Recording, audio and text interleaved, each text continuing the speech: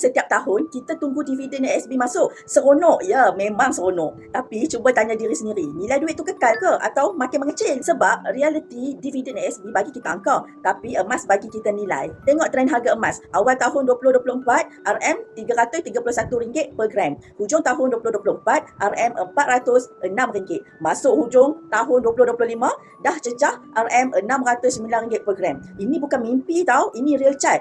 Ini trend dunia. Sedangkan dividen ASB naik turun ulang.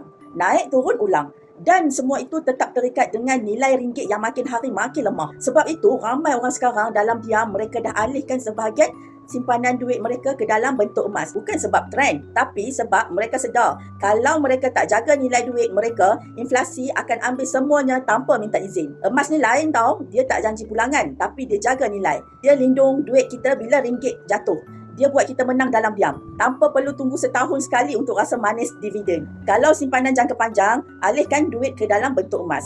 Sikit-sikit pun tak apa. Yang penting jangan biarkan duit tidur dalam bentuk yang makin susut nilainya. Hari ini kita mula, esok kita akan bersyukur. Kalau nak dividen tuan-puan nampak hasil, jom kami bantu daftarkan akaun emas untuk alihkan sebahagian dividen ASB ke dalam bentuk emas.